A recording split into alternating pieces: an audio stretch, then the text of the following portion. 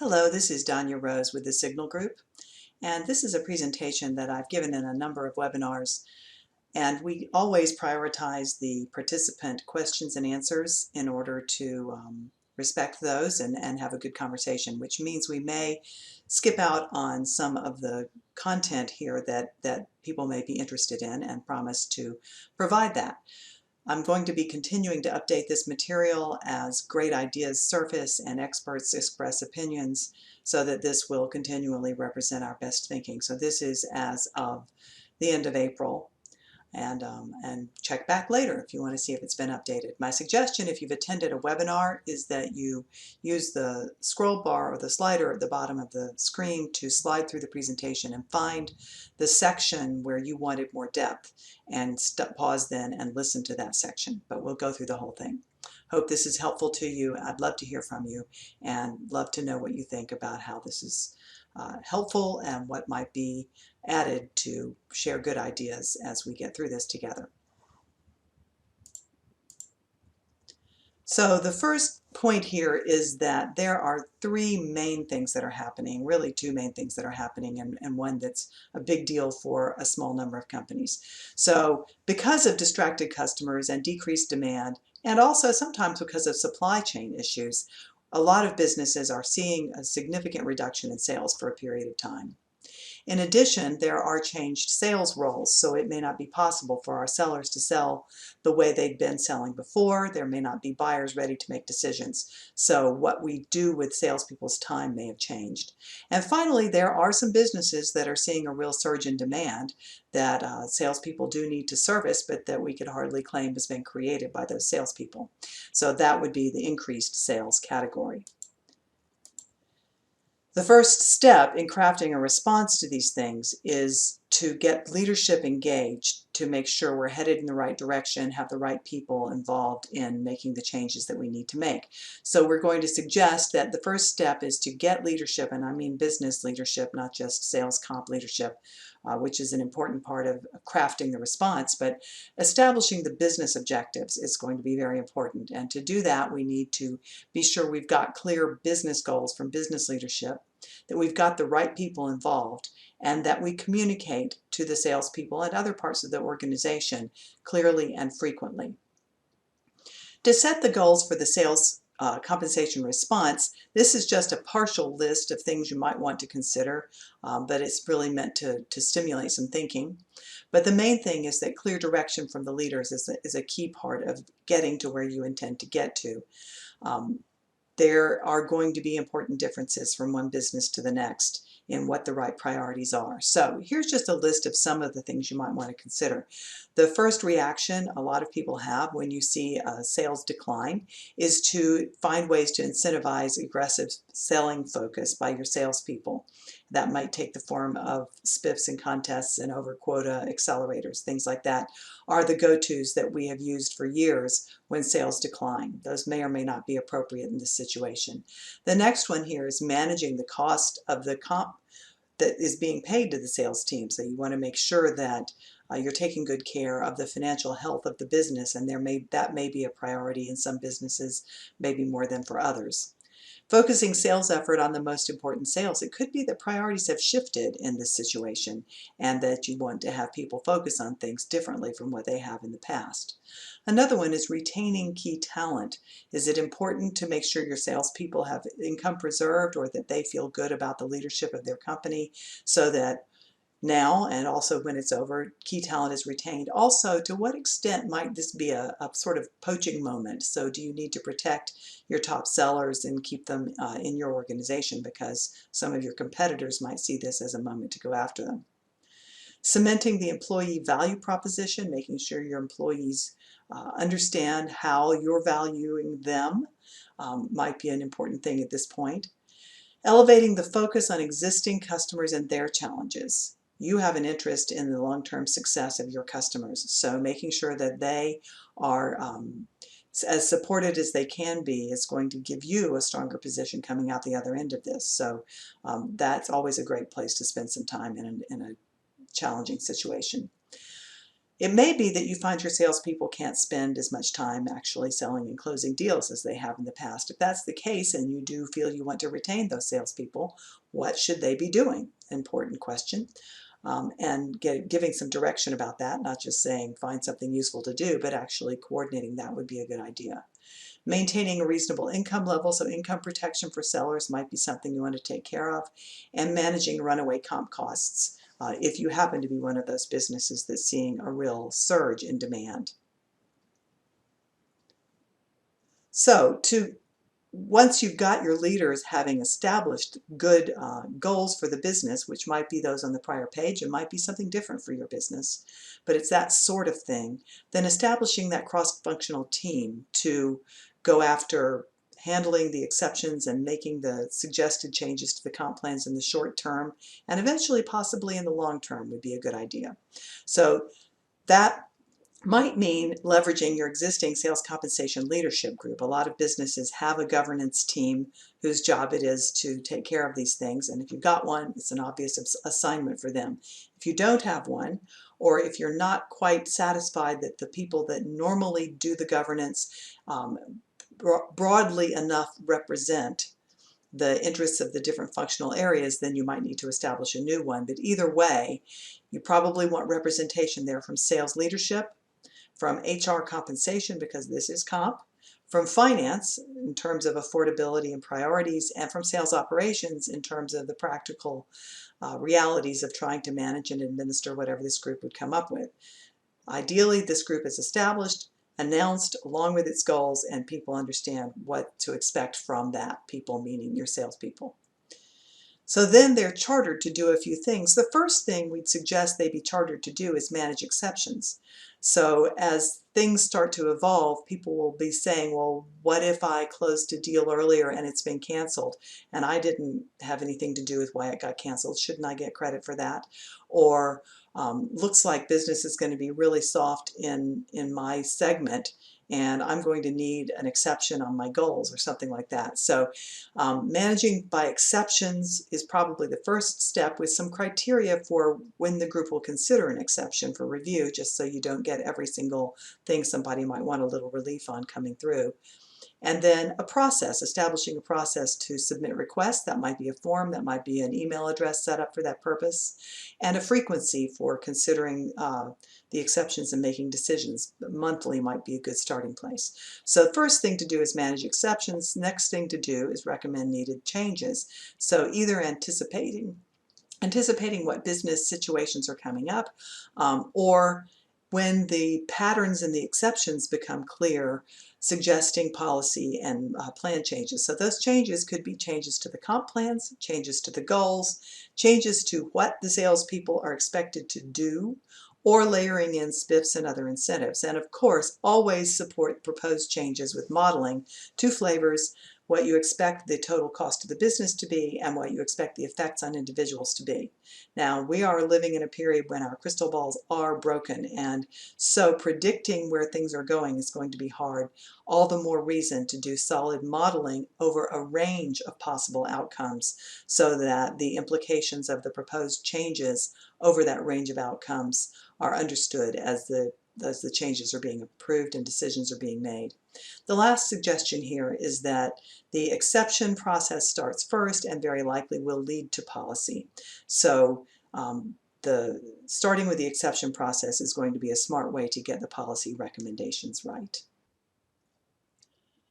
So here are 4 challenges that a lot of people are citing right now that might result in needing to change something about either the sales compensation plans or the sales roles. The first is the obvious one, that quotas now seem to be too high. People really, the customers aren't buying the way that they had been, and so salespeople are unable to meet those higher quotas. The next one is that sales income is in jeopardy. Those are clearly linked, but the solutions might be different if you identify needing to protect income is a different thing from considering adjusting quotas.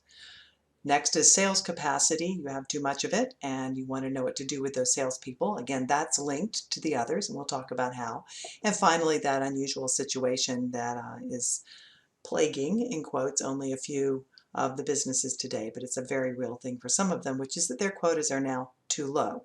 So we'll go through each of those with some specific suggestions of how to handle them. In order to illustrate the specifics of the ideas that are being presented, we're going to talk about a very simple compensation plan. Now, we realize that a lot of you have goal-based incentives, multiple measures in your plans, etc., but I think this is all it's going to take to illustrate the ideas that are being suggested.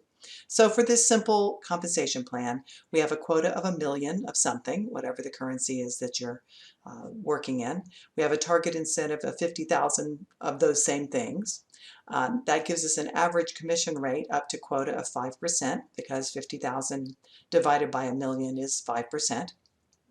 And in this particular compensation plan, we have one rate from 0 to 50% of quota, or just up to 50% of quota, of 4% commission rate.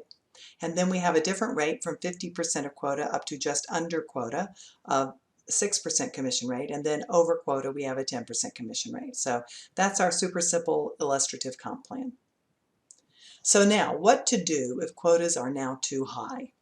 First, we'll talk about some questionable ideas and why they're questionable, and then we'll talk about some better ideas.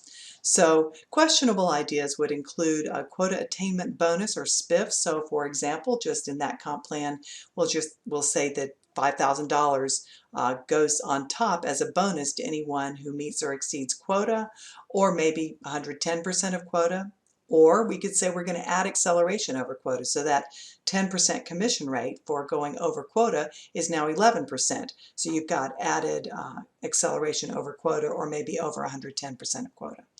Those are the kinds of things that we normally do if we want to add some pulling power and interest in quota attainment. What's wrong with these ideas is that we've already said the problem is that quotas are now too high. They're already out of reach for most people. And so adding incentives that are out of reach isn't necessarily motivating. A golden carrot, as we say, is very motivating to people who can reach it. To people who see it as being entirely out of reach, it's not motivating, it's irritating. So that's why these questionable ideas might be set aside this time around. Better ideas might include softening the criteria for President's Club. That might be saying that instead of your trip point before, which might have been at 100 or 110% attainment on your core measure, you might say it's 90% this year or something like that. Eliminating thresholds. Now let me stop for a moment to define thresholds. Different people use that word differently. I'm sticking to the terminology that's used by World at Work as they teach sales compensation principles and best practices. So here the word threshold refers to a level of attainment below which no variable pay is delivered. So if you lower or eliminate those thresholds, you might, there are a lot of comp plans with no thresholds where you get paid from first dollar. But especially in account management of businesses or businesses with a fair amount of recurring revenue, it could be that you have historically not paid people anything for sales below, let's say, 70% of quota. And in this current situation, there could be a lot of people below that threshold. So you might think about lowering those thresholds to a level of attainment below which you're pretty confident people are just not pulling hard and trying. So if it used to be 70%, maybe for a quarter or two, it needs to be 50 or 60%, for example. The next idea is to reduce quotas, and there are a lot of different ways to do that we'll go into. Or adding acceleration at a more in-reach attainment level. So instead of over here, this idea of adding acceleration over that unattainable quota, maybe you're adding acceleration at a level below 100% of quota. The next one is to offer added quota credit and compensation for sales in a preferred category.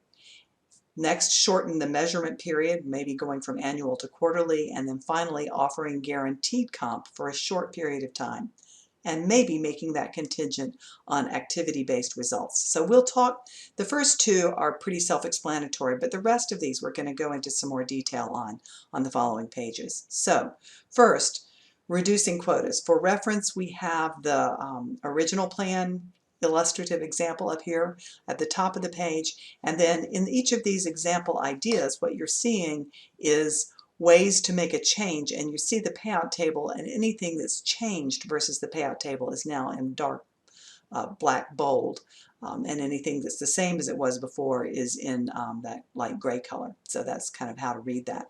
So first one, reduce quotas, full reset. So what we're doing here is saying instead of that $1 million annual quota, we now think a more reasonable quota would be, for example, $800,000. But we're going to pay the same target incentive to people who get to that $800,000 quota. So in order to do that, we need to raise the commission rates. And if you do the math, you pay 5% on the first 50% of 800,000 plus 7.5% on the next 50% of 800,000. That would result in a total payout of exactly the target incentive of 50,000. And that would be a way to keep people whole from a comp point of view while they continue to attain quota, and also give them some acceleration that's in reach now because that 800,000 quota is more reasonable and attainable than the million quota we had before. But note that we didn't increase the over quota rate. So we're doing some forgiveness on quotas, but we're not increasing the upside in alignment with the increases in payouts below quota. The next one here, and let me also note on this first one, that full reset is going to mean you're going to go back and pay more for things that already closed this year, which may feel a little weird, or it may feel like the right thing to do. The next one is to reduce the quotas but retain the rates. In this case, the payout table, as you can see, is not changed, but what's changed is the quota. So now the new quota is 800,000. But the new de facto target incentive is 40,000, because if you do the math and you apply a 4% rate to the first half of 800,000 and a 6% rate to the second half of 800,000, then the actual payout at quota would be 40,000. But what you've done is you've moved the accelerated rate in reach for a lot more people, and that's going to make your plans more motivating. This is a nice compromise in which you're expecting the salespeople to share a bit in the pain, but you're maintaining the motivational value of the comp plan by putting that accelerated comp in reach. So it also has a nice effect of not requiring a recalibration of what you've already paid for things that were already sold, because they're still probably in the first 50% in this case, and so still being paid at that 4% rate that was in the original plan. The next idea here in reducing quotas is just to reduce them for the rest of the year. So you cut off the first half and say that was, and you might want to do it by quarters, but this is just an example. So you could cut off the first half and say, okay, that is over. That was under the old comp plan. Now we have a new comp plan that applies only for the second half of the year. And if your quotas were even quarter to quarter, half to half, which they probably weren't, but just to be simple, we've assumed they are, then instead of $500,000 for the second half quota, we're going to bring that down to $400,000. The second half target incentive is still half of the annual target incentive, and so the commission rates here go up, but they're only going to be going up for what's sold for the rest of the year, and that's nice. Your over quota rate again remains unchanged. So those are 3 different ways to reduce quotas.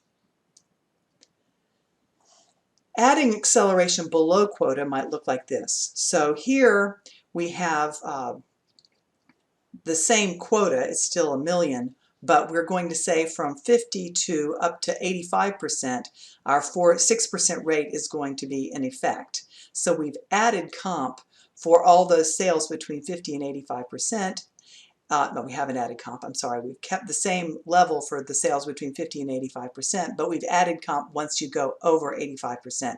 So you're just putting that accelerated rate in reach for more people, and that's going to make your plans more motivating. What that means is if people get to exactly the old 1 million quota, their actual payout would be 56,000 rather than the 50,000 because of the added comp between 85 and 100% of quota.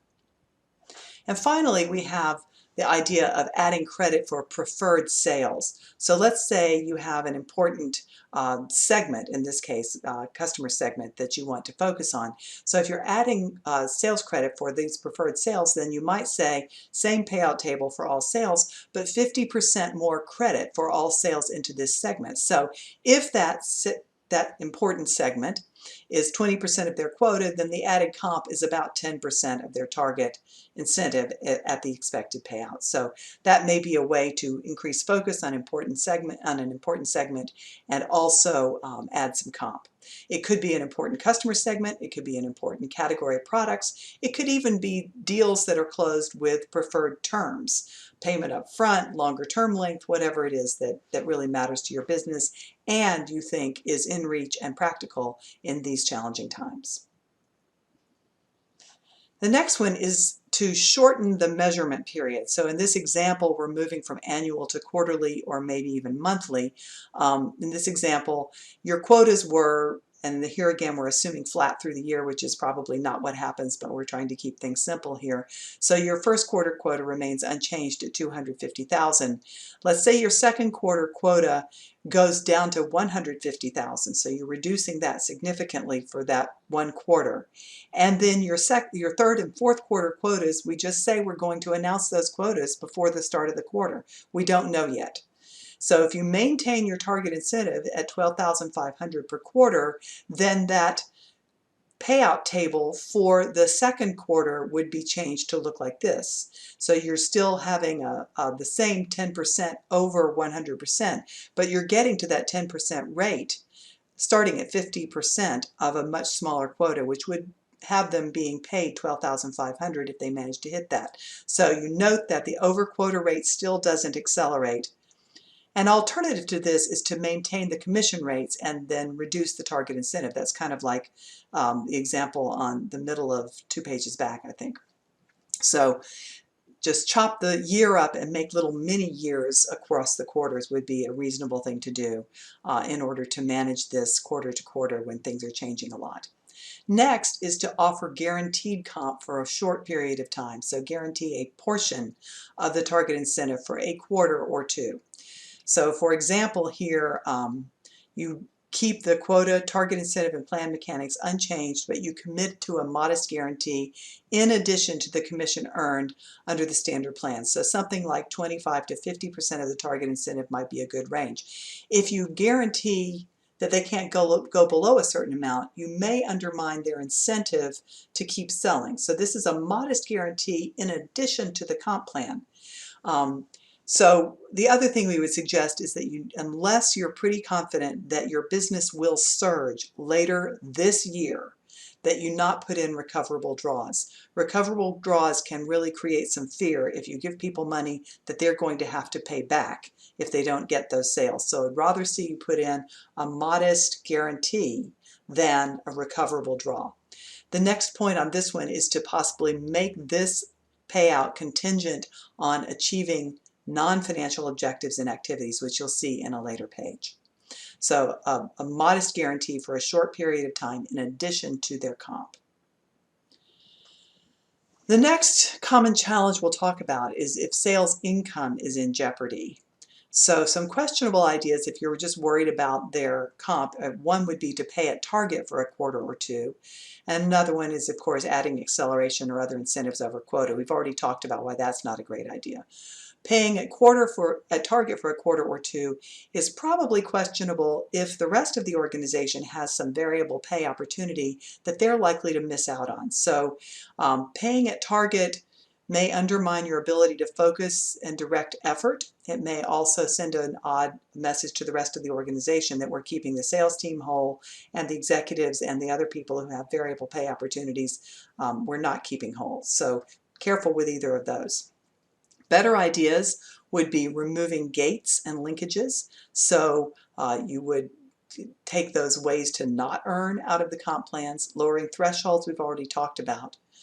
Creating spiffs and contests to focus on the most important sale. We talked about that a little bit, but it might be interesting to do the first fully virtual sale across a sales team or even for each person. Add a spiff for their first fully virtual sale. As always, I recommend if you have contests like that and people do something outstanding that others could learn from, that you ask them to share the story, to prepare a video about it, to write up a white paper about it, to do a presentation about it, so that other people can learn from that success they've had, especially if it's doing something new, like the first fully virtual sale. The next thing here is to shift some incentive pay to non-financial measures, value-creating activities that we'll see a couple pages from now, or customer satisfaction or retention if you have good ways to measure those things. So protecting salesperson comp is a good idea, but there are better and worse ways to do that. So what if you do find yourself with some excess sales capacity? If you have excess sales capacity for a quarter or two, you might just tell people to go find something useful to do, but probably a better idea is to actually direct that effort. At the top of the list here is building pipeline. So even if you can't be selling, even if your decision makers at your customers are not making decisions, it is still a good time to go identify the ideal prospects, identify the decision makers, do the research, check for some of your qualifying criteria, and make sure your pipeline is as healthy and ready to go as possible for when the recovery begins. Next is to leverage your virtual selling tools just to strengthen customer relationships. Check in with people and see how they're doing, and build those relationships.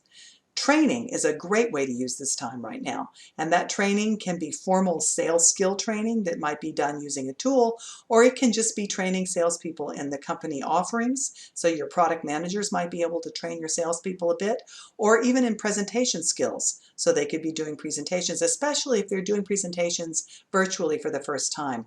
Doing some training and practice of that and critiquing each other might be a great way to go.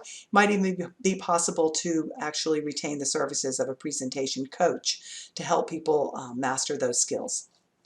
The next one is encouraging mentoring. So if you have some promising, less experienced sellers and some rock star solid experienced sellers, you might want to pair them up to do some knowledge transfer and develop those relationships.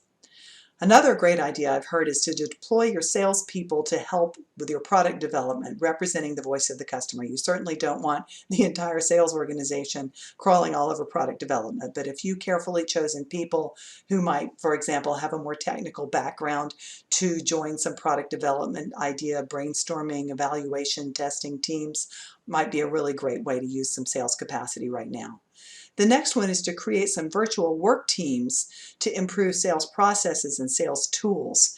So that could be presentations, that could be product configurators, etc.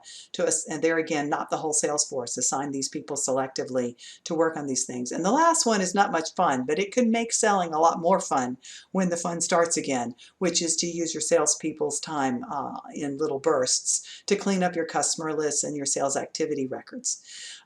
There are other great things you can use to spend your salespeople's time well, and so this is just again meant to be a list to stimulate some ideas and thinking. But the main point is, if you've got salespeople with capacity and time on their hands, be proactive in directing their effort. And if you feel you need to support their comp a bit, you could certainly build some incentives around accomplishing some of these things. Now, I would not suggest that you have meaningful upside. Rarely have I ever said this sentence. I'm always saying no risk without upside. But in today's world, I would suggest that if you do put some incentives against these opportunities to create value for the business, that they be capped at target. Because you don't really, you're not in a position probably to be paying a lot of upside for activities, and you are trying to keep them whole from a comp point of view and focus their effort. Finally, for those of you whose quotas are now too low, and this is a good place for the people who have this situation to really dive in and listen carefully, and the rest of you to slide that slider forward to the point when we get past this section. But if your quotas are now too low, what might you do about that? Some questionable ideas you might hear are to raise quotas selectively, so sales come in that weren't in the quota, whatever that means, raise the quota to cover the excess. Another idea is to use that management discretion clause and announce that no salesperson is going to be paid more than, let's say, for example, 2 times target. So these ideas are not so great because raising the quota feels punitive Capping the plans is going to take the incentive out of it. So what might you do alternatively? One simple idea is just live with it. That may not be the right answer if sales are really booming and the comp cost is way out of line with the value being created by the individual sellers. Next idea is to bring those windfall and management discretion clauses in the plan that you've already got written in there into effect. Next is to limit quota credit for any 1 month or quarter and pay the balance based on a regressive rate table. So I'll show you what that looks like in a minute.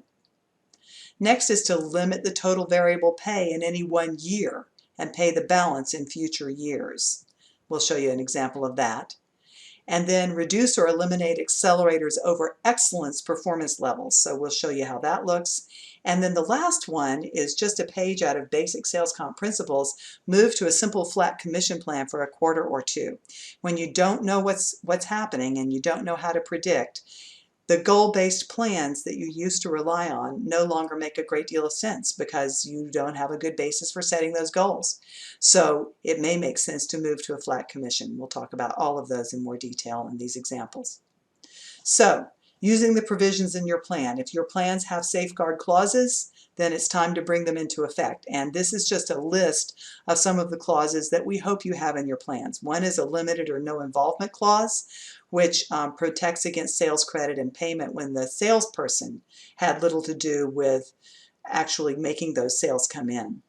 The next one is a windfall clause. Unexpected very large deals, management discretion clause. Surely you all have those in your plan documents, and that just basically gives management the right to change goals or the comp plan for any reason if they need to, based on their discretion. The next one is a maximum credit per deal. That may be rarer to find in most people's comp plans, but some people have that, limiting quota credit for any one deal, and that is done without capping the total payout. And then maximum payout as a percent of margin. This is an interesting one. It could be that you have a surge in sales and that you also have a surge in costs because perhaps your supply chain is seriously disrupted and getting the parts that you need is starting to be expensive. So some businesses will actually limit the amount they'll pay as in total variable pay to sales to a reasonable percent of the expected margin on what is being sold. So if you don't have those provisions in your plan, you can't leverage them. If you don't have those provisions in your plan, you might want to consider them for the next plan document that you roll out. So let's look at some other ideas. Limit quota credit per month or per quarter. So this is limiting that credit for any 1 month and pay on the uncredited sales at a less accelerated rate. This is not saying you're capping the plan. This is not saying there's any sale that you don't pay on. But the example here might be no 1 quarter may contribute more than 50% of the annual quota. So, and then in our example comp plan, we'd say for sales subject to that limit, the balance is paid at 5%. So that 5% is the average 0 to 100 rate. That's not an unaccelerated rate. So for example, if you have a 600,000 quarter, you pay 500,000, which is half of the annual quota. 500,000 of that relieves the quota and is paid on the standard plan. The other 100,000 of the 600,000 does not relieve the quota, but it's paid at that 5% rate, which has a comp value of 5,000. So that's one example. The next one is to limit quota credit per month or quota and then have a regressive rate on the excess.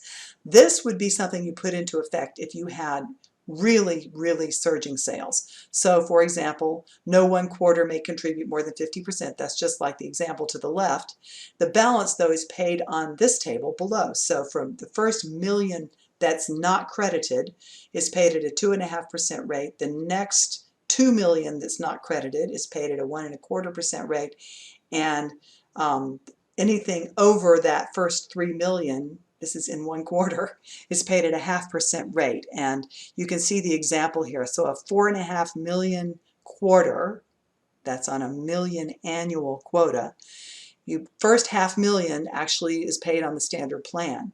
There's a $25,000 payment for the first million over 50%, so you can do the math and see how that works out. And then a $25,000 payment, not necessarily dollars, catch myself there, 25,000 payment for the next 2 million over 50%, and a 5,000 payment for the last million over 50%. So you get the core plan payment, whatever it would have been on that deal, plus 55,000. So that's another example of how to limit quota credit and comp in a huge surge situation. Another idea is to pay over time. So you can just make a rule that says the maximum payout is 3 times target for current year sales, and the balance is paid in future years subject to the same limits. So you're calculating comp, but you're just paying it over time. So it manages your cash, and it also serves as a bit of a retention tool. Next idea is to decelerate over excellence. This is a good practice in general, and most of the comp plans I'm involved in designing do have some deceleration. But even if you don't have deceleration, you might implement it for a quarter or two in the current situation, so or for the rest of the year. So you're saying we're still going to be paying the same table as we had before, but if we go over 150%, we're going to roll back to that 6% rate, which technically is still an accelerated rate. It's just not as accelerated as the most highly accelerated rate. And the last idea here is to move to a flat commission during the surge. So just say for the coming quarter, all sales will be paid at the Tier 1 rate of 4%. And here's the note that if different salespeople had different rates, so they had a personal commission rate because the combination of their target incentive and their quota yielded that, then you might yield each person's Tier 1 rate and make that be their flat commission rate. So that's a set of ideas for what to do if your quotas are now too low. Okay, so we've been through a number of things you could do about different challenges that arise. And I thought it would be good to just give some general overall guidance about how much change you make based on what kind of effects you're seeing. So at the lowest level here, when you see unpleasant effects, but you wouldn't call it dire, you're looking at something like 10% different from budget in terms of the comp effect, then you probably just choose to live with it. You don't rock the boat. If you're looking at something in the 10 to 20% range of effects on people's compensation and your total payout, then you probably do need to consider some kind of spiffs or incentives outside of the plan in order to shore up comp a bit and make sure that there is still a motivating comp plan to focus and direct effort.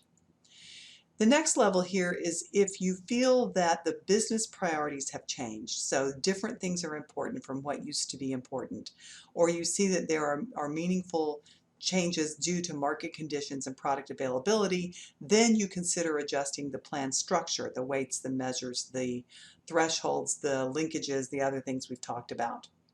And finally, only when you feel that the stability of the sales force is threatened or the viability of your business is at stake, that's when you consider changing quotas, implementing guarantees, and even considering furloughs. Usually, and this is a slide I've used a lot of times, so it's not one that was made for this situation. Usually people are living up here in the first two boxes. In this situation, there are probably a lot of companies who are actually down here in the bottom two boxes, so it may be time for some meaningful changes. Once you're clear on what it is you're going to do in terms of who's going to be responsible for it and how decisions will be made, it's important to start communicating and keep on communicating. So the suggestion here is that if you haven't already done it, a lot of you may already have done so, as soon as possible, senior leadership needs to communicate a few key messages. One is that we know what's going on, we're monitoring the situation, we know it's important, and then next we think the effects might be like this or greater. If we see they're going to be some other level or greater, we will implement some kind of changes. So you can see it's sort of a template here with some blanks, and then announce we've tasked these people to review exception requests and recommend changes. So people know who is going to be doing what, when, and that leadership gets it. And then next, the governance team should communicate frequently with a few key messages. One is the important thing that we're focusing on as a sales organization, where it is that we need to be spending our time and energy, what that exception process is, explaining how that will work.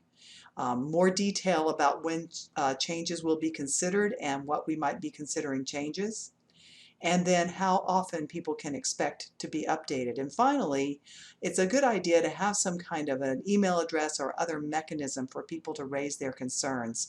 So if you just create an email address just for this, that can be a place that people can send in some questions and concerns, and can be the basis for the next communication to go ahead and actually answer those questions.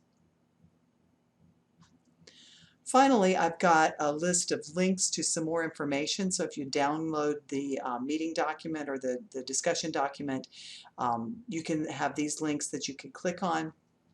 So these are a curated list from the web. This is not every single thing that's on the web, but it's some useful things that might be valuable for you to review.